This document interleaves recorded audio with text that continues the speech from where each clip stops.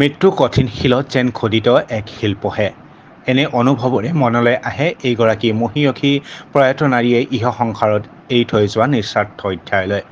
সামাজিক দায়বদ্ধতাৰে দীৰ্ঘ জীৱনৰ কালচোৱাত নিৰবিচ্ছিন্ন সমাজসেৱাত ব্ৰতী হৈ অহা এগৰাকী ডিব্ৰুগড়ৰ প্ৰয়াত সৰ্বহী মহিলা নীৰু বৰুৱা। ধৰ্মীয় অনুষ্ঠান প্ৰতিষ্ঠানকে ধৰি সমাজখনৰ বাবে মুকলি মনেৰে স্বৰ্গীয় মহিলাগৰাকীয়ে সাধ্যানুসাৰে উৎসৰ্গা কৰি আহিছিল নিজৰ কৰ্তব্য। সকলোৰে মাজত প্ৰয়াত বৰুৱা চিৰস্মৰণীয় হৈ ৰ'ল। প্ৰয়াত নীৰু বৰুৱাৰ স্মৃতিক সমাজৰ মাজত সাঁচি ৰখাৰ মানসেৰে আত্মীয় আৰু বৰুৱাৰ গুণমুগ্ধ সমাজে প্ৰকাশ কৰি উলিয়াইছে নীৰু সুৰভি নামাকৰণৰে এখনি স্মৰণিকা, য'ত সন্নিৱিষ্ট আছে প্ৰয়াত নীৰু বৰুৱাৰ তেজাল স্মৃতি। মা মানে অত্যন্ত ছ'চিয়েল ৱৰ্কাৰ আছিলে। মানে প্ৰথমতে দেউতা 2010 চনত ঢুকোৱাৰ পিছতে মায়ে ব্ৰহ্মকৰ্মী অনুষ্ঠানত যোগদান কৰিছিল। যোগদান কৰি তাতে জইন কৰাৰ পিছতে হেৰিও পালেগৈ, আপোনাৰ ৰাজস্থান মাউণ্ট আবু পালেগৈ।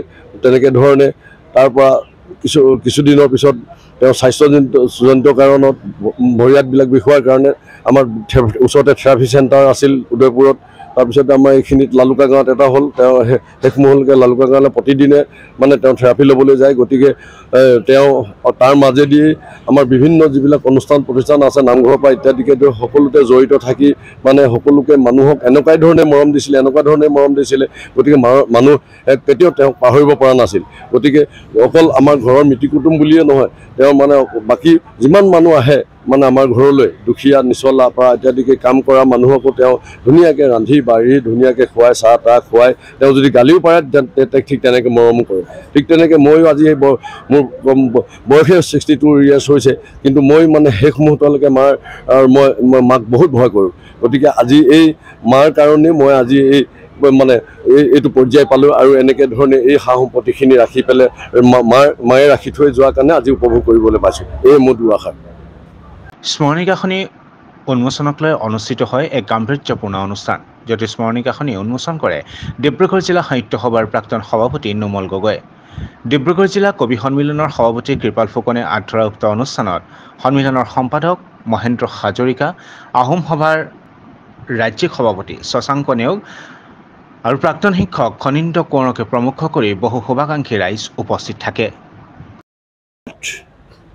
গত 31 মে তাৰিখে মোৰ মাতৃ নীৰু বৰুৱাৰ ইহলীলা সম্বৰণ কৰিছিল আৰু সেইদিন ধৰি আজিৰ তাৰিখলৈকে আমি আইতাৰ স্মৃতি চিৰযুগমীয়া কৰাৰ অৰ্থে যিখিনি পদক্ষেপ গ্ৰহণ কৰিছিলোঁ, তাৰে ভিতৰত অন্যতম এক পদক্ষেপ হিচাপে পৰিগণিত হৈছিল এখন স্মৰণিকা উন্মোচনৰ সন্দৰ্ভত।